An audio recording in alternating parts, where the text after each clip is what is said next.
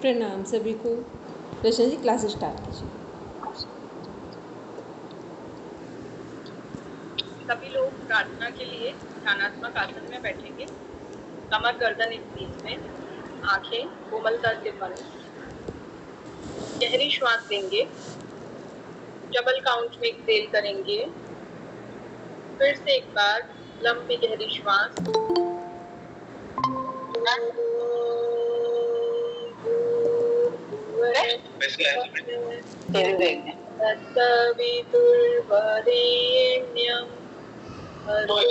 Manju ma'am mic off mute करेंगे। Manju ma'am mic mute करेंगे।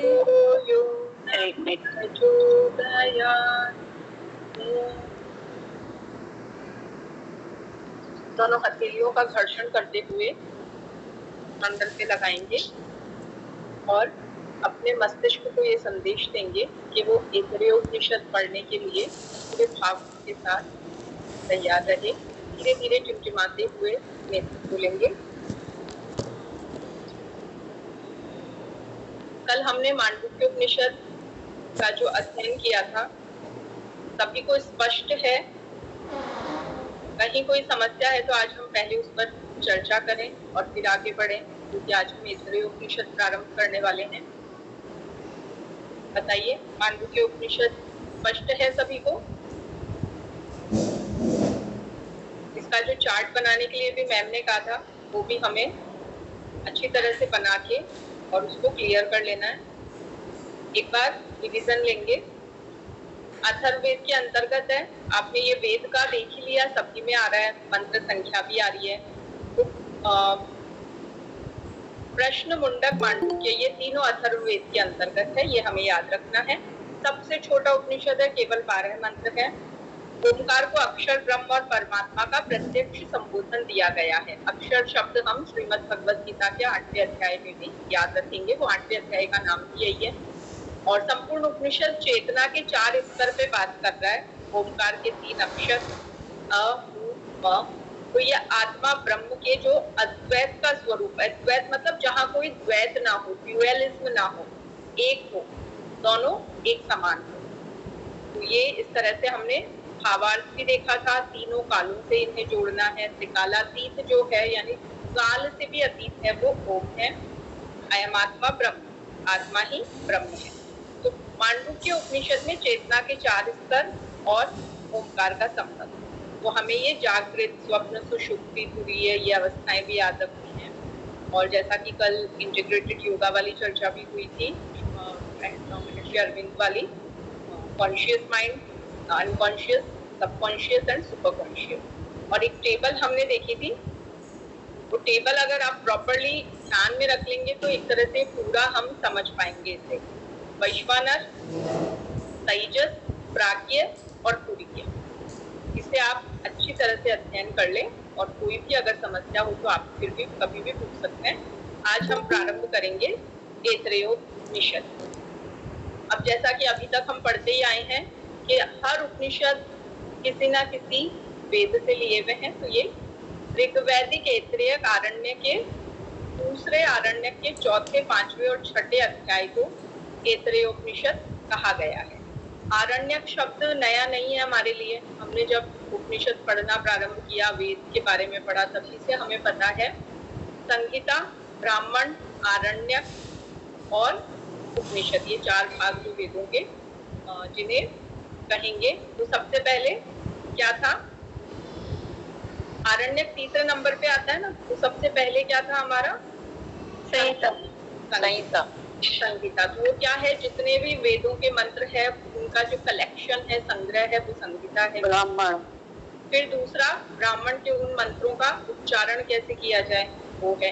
तीसरा, संहिता के किस तरह से उसे अपने भीतर उतारा जाए। तो आरण्य, अरण्य, जंगल, वन, वहां पर जाकर, तो ये अर्थ है कि अपने भीतर जाकर, एकांत में जाकर जो हम आत्मचिंतन करते हैं, मनन करते हैं, उसके द्वारा जब हम आरण्यक, यानी जो अपने भीतर जाकर के हम अपना अध्ययन करके जो एसेंस निकालते हैं, तत्व ज्ञान निकालते हैं, वो कहलाएगा।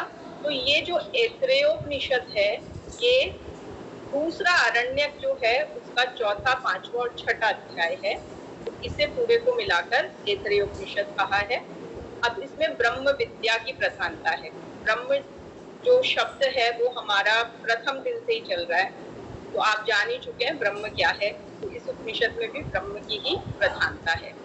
अब ये जब हमने प्रश्नोपनिषद पढ़ा उसमें भी ये बात आई थी कि सृष्टि कैसे उत्पन्न होती है, सृष्टि को किसने उत्पन्न किया, किसके वजह से चल रही है, तो अलग अलग जिज्ञासुओं ने जब प्रश्न किए तो वैसे ही यहाँ पर भी ये बात आई कि मानवीय सृष्टि उत्पन्न हुई कैसे, किस तरह से इसका विकास हुआ।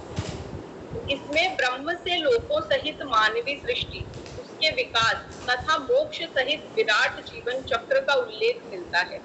तो जीवन चक्र कैसे चला प्राणियों का, मोक्ष कैसे होता है, ये सारी जो भी जिज्ञासाएं हैं इन सब का प्रश्न यहाँ किया गया है। अब देखिए सृष्टि का प्रारंभ, तो जब सृष्टि प्रारंभ हुई तो केवल आत्मा यानी परमात्मा तत्व की विद्यमान था, उसके अतिरिक्त कुछ भी अस्तित्व में नहीं था। अब परमात्मा ने क्या विचार किया, मैं लोगों का सृजन करूं, कि मैं एक हूं, मैं अनेक हो जाऊं, एको हम तो बहु हो जाऊं, मैं एक से बहु बहुत सारे हो जाऊं, बहुत ज्यादा बनूं। जैसे आपने अगर इंग्लिश लिटरेचर में एडम ईव का भी अगर मिल्टन का कभी पढ़ने का मौका मिला हो, पैराडाइज लॉस्ट, उसमें भी यही है कि किस तरह से वो उन्होंने फॉरबिडन फ्रूट लिया एंड फिर एडम ईव यहाँ पे आए, सैटर्न ने उनको मिसगाइड किया और उससे फिर ये पृथ्वी बनी सारी, नहीं तो पहले वो स्वर्ग में ही रहा करते थे। तो ये जो भी इंग्लिश लिटरेचर का भी जो भी कंसेप्ट निकला है हमारे वेदों से ही तो निकला है, तो यहाँ पर भी यही है कि मैं लोगों का सृजन करूं। तब परमात्मा ने अंतरिक्ष लोक, पृथ्वी लोक और पाताल लोक की रचना की। इसके पश्चात लोकपालों की, अब लोक बने तो लोकपाल भी तो होने चाहिए, अगर कोई प्रॉपर्टी है तो उसको संभालने के लिए वहां पे एक चेयरपर्सन भी तो होना चाहिए। तो फिर विराट पुरुष की रचना की, एक विराट पुरुष बनाया। अभी विराट पुरुष शब्द आ चुका है जब हमने 4 वर्ण पढ़े थे, ब्राह्मणोस्य मुखमासी बाहु राजन्यः कृतः उरु तदस्य जद वैश्यः पद्म्याम शूद्रो अजायते। विराट पुरुष के मुख से ब्राह्मण की उत्पत्ति हुई, बाहु से क्षत्रिय, जंघों से थाई से वैश्य और चरणों से शूद्र उत्पन्न हुए। 4 वर्ण बने आगे। तो पहले ब्रह्म ने विराट पुरुष की रचना की, पहले तो लोक बना दिए सारे, अंतरिक्ष लोक, पृथ्वी लोक, पाताल लोक, इनके भी भाग है, 7 तरह के पाताल है, ऊपर जो लोक है उनका भी विभाजन है। तो इस तरह से फिर लगा एक से अनेक हों तो कोई जगह तो होनी चाहिए, लोग रहेंगे कहाँ, तो ये सब बनाए पहले, फिर विराट पुरुष को उत्पन्न किया। अब जो विराट पुरुष है उनसे कौन कौन निकले, देखिए ब्रह्मा, ये ब्रह्म और ब्रह्मा में कंफ्यूज्ड मत होना। ब्रह्म तो जो एक अल्टीमेट सर्वव्यापी सर्वशक्तिमान सत्ता है वो है। ब्रह्मा बदलते रहते हैं, हर मनवंतर के अलग अलग ब्रह्मा होते हैं, तो उनको अपॉइंट किया जाता है ब्रह्म के द्वारा। तो ब्रह्मा, इंद्र, प्रजापति, समस्त देवता, पंच महाभूत, छोटे छोटे बीज और संपूर्ण प्राणी जगत, स्टेप बाय स्टेप ये सब अस्तित्व में आए। अब जगह बन गई तो लोग रहने आए, तो ये सब लोग आए, ये सब उत्पन्न हुए। तो ये जो सारा दृश्य है और अदृश्य, जो आंखों से दिख रहा है वो तो दृश्य है, और जो नहीं दिखता है जिसे हम सिर्फ फील कर सकते हैं, महसूस कर सकते हैं, अनुभूति कर सकते हैं, वो जो अदृश्य है, इन दोनों को जब मिलाकर बोले तो हम ब्रह्मांड, यूनिवर्स, ये शब्द काम में लेते हैं।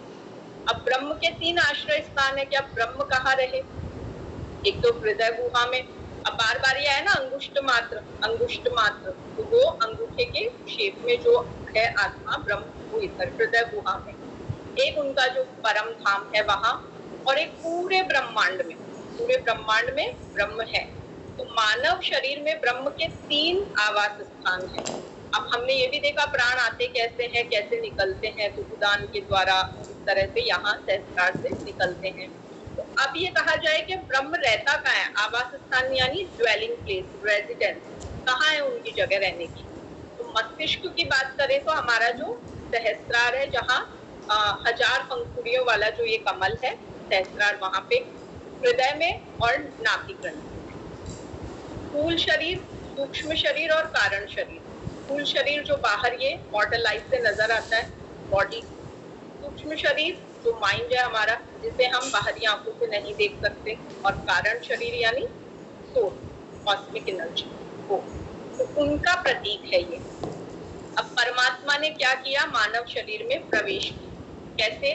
परमात्मा का मनुष्य शरीर में प्रवेश आत्मा के रूप में होता है। कहते हैं ना, आत्मा परमात्मा एक ही है, अलग अलग नहीं है। अद्वैत वेदांत का सबसे मूलभूत सिद्धांत यही है कि परमात्मा और आत्मा एक ही है। इसी से तो ये बना अहम ब्रह्मास्मि, अयम आत्मा ब्रह्म, ये सब ब्रह्म वाक्य यहीं से निकले हैं। अब जीव के जन्म होते हैं, जीव के 3 जन्म माने जाते हैं। अब वो कौन कौन से हैं? सबसे प्रथम जन्म देखिए, जब वीर्य रूप में माता के गर्भाशय में प्रवेश करता है और गर्भ के रूप में वो विकसित होता है, वही जीव का प्रथम जन्म है। आप अगर सांख्य दर्शन विस्तार से पढ़ेंगे तो कपिल मुनि ने जो अपनी माता देवकी जी को उपदेश दिया, उसमें भी ये बात आई कि वीर्य रूप में जब माता के गर्भाशय में जीव प्रविष्ट होता है तो वो धीरे धीरे विकसित होता है। ये उसका पहला जन्म है। हम सभी उसी प्रोसेस से आए हैं, तो हमारा प्रथम जन्म वो। अब एक शब्द आता है द्विज। द्विज किसे कहते हैं? तो जिसे इस तरह से दीक्षा, अब यहाँ देखिए कैसे संस्कार मिलेंगे, दीक्षा मिलेगी, तो एक तरह से वो दूसरा जन्म होगा। गर्भ से बाहर आकर शिशु के रूप में उत्पन्न होना तथा उसके संस्कार करके, हमने जब यूनिट 1 पढ़ी थी तो हमने 16 संस्कार पढ़े थे। संस्कार 16 होते हैं ना, गर्भाधान से लेकर और अंत्येष्टि तक। तो वो 16 संस्कार किसके होते हैं? जीव के होते हैं। किसी ना किसी रूप में हम आज भी उनका पालन करते हैं, बस वो थोड़ा सा तरीका बदल गया। जैसे उसमें एक आया था ना सीमांतोन्नयन, फिर उसके बाद एक और आया था जो 6-7वें महीने में किया जाता है जब स्त्री गर्भवती होती है। तो हमारे यहाँ पे एक सेरेमनी जो करते हैं ना, बेबी शॉवर बोलते हैं जिसको, या 8वां पुजाना बोलते हैं, वो सब ये थोड़े से रूप बदल गए। क्या हो गया, थोड़ी भावना तो हमने कम कर दी और बाहरी आवरण ज्यादा कर लिए, लेकिन मूलतः वो निकला वहीं से है। बेबी शॉवर कोई इंग्लिश फंक्शन नहीं है, इंग्लिश लोगों का नहीं है, ये हमारे यहाँ का ही 16 संस्कारों में से एक संस्कार है। तो गर्भ से बाहर आकर जब शिशु जन्म लेता है तथा उसके संस्कार जब पूरे होते हैं तो वो समाज में सुयोग्य बनता है, एक अच्छा नागरिक बनता है और अपने दायित्वों का निर्वहन करता है। ये उसका दूसरा जन्म है। जब पहले गुरुकुल शिक्षा होती थी तो स्नातक होके निकलता था। 25 वर्ष का ब्रह्मचारी जब स्नातक होके गुरुकुल से निकलता था तो द्विज यानी दूसरा जन्म हुआ है उसका। तो वो 25 साल जो उम्र तक वहाँ ब्रह्मचर्य आश्रम में शिक्षा लेता था, स्नातक कहलाता था।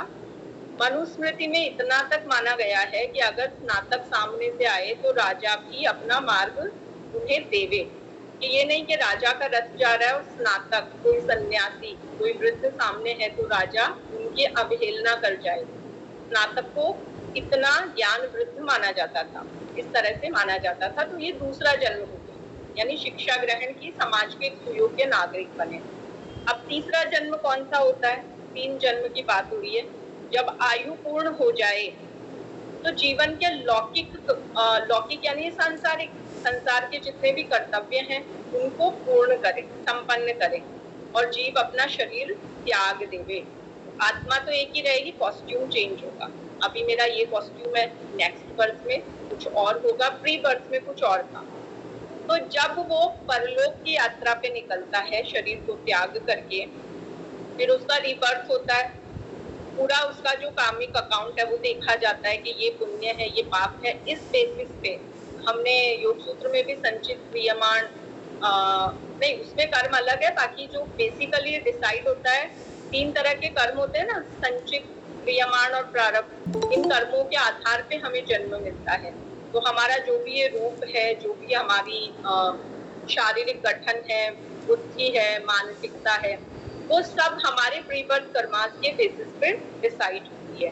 तो जब आयु पूर्ण हो जाती है, सारे लौकिक कर्तव्य पूरे हो जाते हैं, शरीर को वो त्याग देता है, परलोक की यात्रा पे निकलता है, तब उस जीव का फिर से जब जन्म होता है वो उसका द्वितीय जन्म कहलाता है। तो ऐतरेयोपनिषद जब भी आप पढ़ें तो ये 3 जन्मों की कंसेप्ट आप याद रखेंगे कि एक जब वीर्य रूप में गर्भ में जीव प्रविष्ट होता है, वहां बड़ा होता है, और एक जो निश्चित अवधि है 9 महीने की वो पूर्ण करके जब वो इस संसार में आता है वो उसका प्रथम जन्म है। उसके बाद जब वो अपनी शिक्षा दीक्षा पूरी करके अपने लौकिक कर्तव्य करते हुए एक संसार में आकर के ब्रह्मचर्य आश्रम पूर्ण करके शिक्षा पूर्ण करके एक अच्छा नागरिक बनता है, अपने सभी कर्तव्य जो समाज के प्रति उसके बनते हैं उन्हें पूर्ण करता है, वो उसका दूसरा जन्म है। और फिर अपना जीवन बिल्कुल अच्छे तरीके से, जैसा कि वेद उपनिषदों में हमारे ग्रंथों में कहा गया है कि ये हमारे कर्तव्य हैं, हमें इनका पालन करना है, वो सब संपन्न करके जब वो देह को त्याग देता है और फिर उसका जब पुनर्जन्म होता है वो उसका कहलाता है तृतीय जन्म। अब कहा जाए कि मानव हृदय में दिव्य केंद्र कौन सा है, तो उपनिषद में कहा है कि जो ये हृदय है वही मन है। तो आप जब इसका अभी संस्कृत टेक्स्ट पढ़ेंगे तब आपको उसमें पता लगेगा कि कौन कौन से देवताओं से क्या प्रभावित है। जैसे मन चंद्रमा से प्रभावित है, तो हृदय का जो भाग है वो मन है। अब आपको कई बार कंफ्यूजन होता होगा कि ये चित्त शब्द भी आ जाता है, मस्तिष्क, बुद्धि, मेधा, प्रज्ञा, फिर हृदय अलग बोल देते हैं और मन अलग बोल देते हैं। तो इन सबको थोड़ा सा माइन्यूटली एक बार ध्यान से समझ लोगे तो फिर आपको उपनिषद पढ़ने में आनंद आने लगेगा। इस हृदय में ही सभी ज्ञान शक्तियां और क्रियाशील शक्तियां निहित है। जो भी ज्ञान शक्तियां होती है या क्रिया करने की शक्ति हमें मिलती है वो सब हमारे हृदय से संचालित होती है। तो एक शब्द है संज्ञान, इसका अर्थ है सम्यक ज्ञान। बौद्ध दर्शन में ये सम्यक शब्द काफी बार आया है ना। तो सम्यक, भली भांति, उचित, प्रॉपर, जिसे हम कहते थे ना प्रॉपर नॉलेज, सम्यक ज्ञान। अज्ञान क्या है? जहाँ पे ज्ञान का अभाव हो, नॉलेज ना हो, लेक ऑफ नॉलेज। विज्ञान क्या है? भी उपसर्ग लगा है, प्रीफिक्स उपसर्ग लगता है तो उसका अर्थ होता है विशेष, स्पेशल, स्पेशल नॉलेज। विज्ञान मतलब किसी विषय की विशेष, गृह विज्ञान, सामाजिक विज्ञान, ऐसा लगा देते हैं ना। पहले ज्ञान भी लगाते थे लेकिन उसको फिर विज्ञान कर दिया गया। क्यों कर दिया गया? विशिष्ट, स्पेशल नॉलेज, स्पेशलाइज्ड नॉलेज। जैसे ऑनर्स ले लेते हैं हम तो स्पेशलाइज्ड उसी सब्जेक्ट का वो हमारा स्पेशलिटी हो जाती है ना, जैसे पीएचडी में हो जाती है वैसे। प्रज्ञान, परम ज्ञान। प्रज्ञा वैसे तो बुद्धि के लिए आता है बट यहाँ ये प्र भी उपसर्ग लगा है परम के अर्थ, तो ये प्रीफिक्स है। प्रीफिक्स सफिक्स हम इंग्लिश में और हिंदी व्याकरण में पढ़ के आए हैं, हम जानते हैं इस बारे में। फिर आप आएंगे मेधा। मेधा मतलब लर्निंग पावर। जो हम किसी चीज को कहते हैं ना मेधावी है, वो बच्ची तो बड़ी मेधावी है। वो मेधावी शब्द क्यों आया? क्योंकि वो चीजों को जल्दी से समझ भी ले और उनको लंबे समय तक याद भी रख सके, तो वो मेधा कहलाता है। दृष्टि यानी देखने की शक्ति, इसी से हमारा दृष्टा शब्द जो बना है वो इसी से बना है। तो दृष्टि यानी देखने की शक्ति। किसी भी चीज को हम जब देखते हैं उसकी जो शक्ति है, दृष्टि जैसे कहते हैं ना, उसकी दृष्टि बड़ी सम्यक दृष्टि है, अनेकांतवादी दृष्टि